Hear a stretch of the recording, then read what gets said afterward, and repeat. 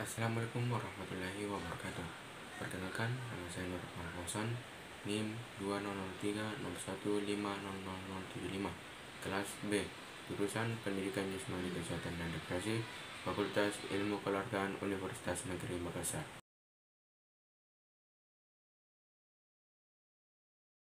Baik, di sini saya akan menjelaskan hakikat perkembangan.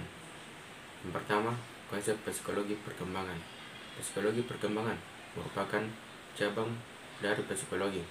Secara etimologi, berasal dari kata bahasa Yunani, yaitu fisik dan logos.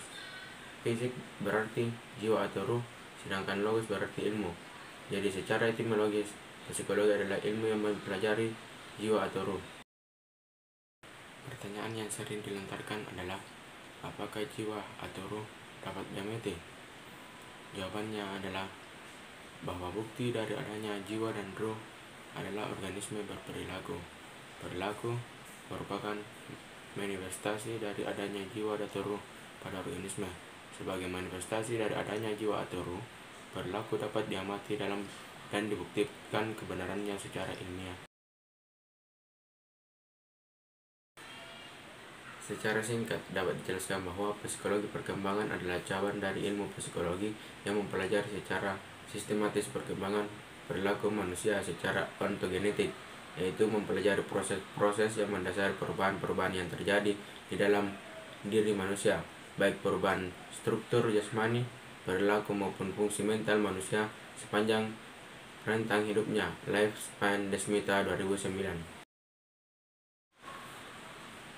Yang kedua adalah hakikat perkembangan. Pada dasarnya hubungan antara pertumbuhan dan perkembangan masih menjadi perdebatan di kalangan para ahli. Pertumbuhan sering dikaitkan dengan perubahan yang terjadi secara fisiologis dengan hasil proses-proses fungsi-fungsi fisik yang berlangsung secara normal pada diri individu dalam waktu tertentu. Kartono dalam Sobor 2009. Sedikitnya ada 4 istilah yang berdekatan bahkan saling terkait pengertiannya. Pertama, pertumbuhan atau growth. Kedua, perkembangan atau development. Ketiga, kematangan atau maturation. Dan keempat, perubahan atau change. Yang pertama, pertumbuhan atau growth. Dalam perkembangan, maka terjadi pula yang namanya sebuah pertumbuhan. Istilah pertumbuhan atau growth ini merupakan sebuah kata yang lazim digunakan dalam disiplin ilmu biologi. Oleh sebab itu, dalam memahami akan lebih bersifat biologis, pertumbuhan dapat dijelaskan sebagai sebuah proses kenaikan massa dan volume yang dikarenakan adanya tambahan substansi dan perubahan bentuk yang terjadi selama proses tersebut. Dari beberapa definisi tersebut, dapat kita pahami bahwa pertumbuhan ialah suatu perubahan secara biologi yang dapat dialami oleh makhluk hidup, yaitu berupa pertambahan ukuran, baik volume, bobot, maupun jumlah sel yang bersifat irreversibel. Yang kedua adalah perkembangan atau development. Dijelaskan oleh perkembangan ialah perubahan yang terjadi selama proses pertumbuhan menuju keadaan yang lebih dewasa dibanding sebelumnya, sehingga terbentuk organ-organ atau sel-sel yang memiliki fungsi dan struktur yang berbeda pula. Dengan kata lain, perkembangan adalah suatu gejala perubahan dalam fungsi dari organ-organ yang telah mengalami pertumbuhan tersebut. Pada aspek ini, lebih ditekankan pada perubahan fungsi atau psikis dan lebih kompleks, sehingga pada perkembangan ini tidak dapat diukur dengan mudah, tetapi hanya bisa dilihat dengan gejala perubahannya. Dengan demikian dapat disimpulkan bahwa sejak lahir sampai masa meninggal, seseorang individu tidak pernah statis, melainkan senantiasa mengalami perubahan-perubahan yang bersifat progresif dan berkesinambungan. Yang ketiga, kematangan atau maturation. Setiap individu pasti mengalami pertumbuhan atau perkembangan. Jika tidak, maka ia tidak akan berfungsi atau mati. Pertumbuhan yang dialami adalah pertumbuhan fisik dan mental. Namun kenyataannya sering kita jumpai orang yang matang secara fisik atau usia tetapi mentalnya tidak matang. Orang yang tidak dewasa atau tidak matang bisa menghambat pertumbuhan orang lain dan di sekitarnya juga. Dengan kata lain, dapat dijelaskan bahwa kematangan terlihat dari kemampuan seseorang untuk memahami, menghayati, serta mengaplikasikan nilai-nilai luhur dalam kehidupan sehari-hari. Atau bisa juga dikatakan bahwa kematangan adalah kemampuan untuk mengendalikan diri dari dan tidak mudah terpancing oleh reaksi yang provokatif. Reaksi provokatif itu diantarai dengan bertahan untuk tidak impulsif, mengendalikan emosi, mampu merespon secara kalem dan situasi frustasi, mampu mengelola stres secara efektif, mengendalikan emosi negatif, dan bertindak secara konstruktif untuk mencari penyelesaiannya, mampu menyenangkan orang lain di samping menyenangkan diri sendiri. Yang keempat adalah perubahan atau change. Baik dalam sebuah proses perkembangan, pertumbuhan maupun kedewasaan, setiap individu selalu mengalami perubahan di dalamnya. Konsep perubahan dalam perkembangan di sini menjelaskan bahwa setiap perubahan yang ada dalam diri individu, baik dalam hal bentuk fisik, pola pikir maupun kedewasaan itu sendiri adalah bagian penting yang mau tidak mau akan dilalui oleh setiap manusia sebagai sesuatu yang berkesinambungan. Desmita 2009 juga menjelaskan bahwa secara garis besar perubahan yang terjadi dalam perkembangan dibagi menjadi 4. Yang pertama, perubahan dalam ukuran besarnya. Kedua, perubahan dalam proporsinya. Ketiga, hilangnya bentuk atau ciri-ciri lama. Yang keempat, timbulnya atau lahirnya bentuk atau ciri-ciri baru. Bagian C, faktor-faktor yang mempengaruhi perkembangan. Yang pertama, aliran nativisme. Tokoh aliran ini adalah Schopenhauer. Menurut aliran ini, perkembangan organisme ditentukan oleh faktor pembawaan.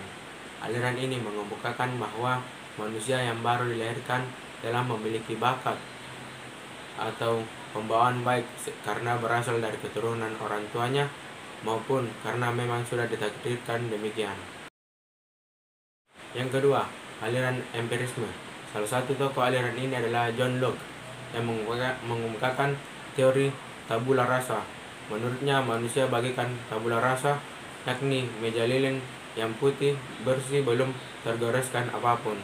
Mau dijadikan gambar-gambar apa saja, meja lilin tersebut terserah pelukisnya. Meja lilin di sini diibaratkan sebagai bayi yang baru lahir yang akan berkembang, sedangkan pelukis adalah lingkungan yang akan membentuk jadi apapun anak yang baru lahir ini. Yang ketiga, aliran konvergensi.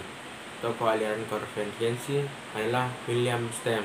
Aliran ini meyakini bahwa baik faktor pembawaan maupun faktor lingkungan sama penting bagi perkembangan organisme. Dengan kata lain, aliran ini mempercayai bahwa faktor yang mempengaruhi perkembangan manusia tidak hanya berasal dari lingkungan atau pengalaman atau pembawaan saja, tapi dipengaruhi oleh keduanya. Faktor pengalaman tidak berarti apa-apa tanpa faktor pengalaman, begitu juga sebaliknya. Bagian D, prinsip perkembangan. Pada dasarnya setiap fase perkembangan satu dengan lainnya saling berkaitan erat. Hal ini membuktikan bahwa manusia merupakan satu kesatuan yang utuh. Adapun tujuan perkembangan adalah untuk menjadikan individu manusia dewasa yang mandiri. Prinsip-prinsip perkembangan itu adalah: 1. Perkembangan tidak terbatas pada pertumbuhan secara fisik, namun mencakup rangkaian perubahan yang bersifat progresif, teratur, koheren, dan berkesinambungan. Kedua, perkembangan selalu menuju proses diferensiasi dan integrasi. Yang ketiga, perkembangan dimulai dari respon-respon yang sifatnya umum menuju khusus. Beberapa konsep lain tentang prinsip-prinsip yang menyertai dalam pertumbuhan dan perkembangan. Yang pertama, perkembangan melibatkan perubahan. Perkembangan diartikan sebagai deretan progresif dari perubahan yang teratur dan koheren. Maksudnya, perubahan yang terjadi terarah maju dan menunjukkan hubungan adanya nyata antara perubahan yang terjadi baik yang telah mendahului atau perubahan yang akan mengikutinya. Yang kedua, perkembangan awal lebih kritis dari perkembangan selanjutnya. Sebuah kenyataan menunjukkan bahwa tahun-tahun pertama sekolah merupakan saat yang kritis bagi perkembangan anak.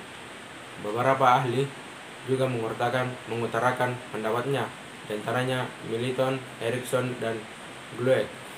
Milton dalam Hurlock 2004 menyatakan bahwa masa kanak-kanak meramalkan masa dewasa sebagaimana pagi hari meramalkan hari baru. Yang ketiga, perkembangan merupakan hasil proses kematangan dari belajar. Ciri perkembangan fisik dan mental sebagai berasal dari proses kematangan intrinsik dan sebagai berasal dari latihan dan usaha individu. Proses kematangan intrinsik adalah terbukanya karakteristik yang secara profesional ada pada individu yang berasal dari warisan genetik. Belajar adalah perkembangan yang berasal dari latihan dan usaha. Sebagai contoh, anak yang mempunyai tatanan saraf dan otot yang superior akan mempunyai bakat, tapi tidak ada kesempatan berlatih dan bimbingan dari orang, maka secara sistematis anak ini tidak dapat mengembangkan potensi yang dimilikinya. Belajar dapat terjadi secara imitasi, individu secara sadar meniru apa yang dilakukan oleh orang lain. Identifikasi sebagai suatu usaha individu untuk menerima sikap, motivasi, dan perilaku yang dihormati atau dicintai. Baik, itulah penjelasan mengenai hakikat perkembangan. Sekian dan terima kasih. Wabillahi taufiq wal hidayah. Wassalamualaikum warahmatullahi wabarakatuh.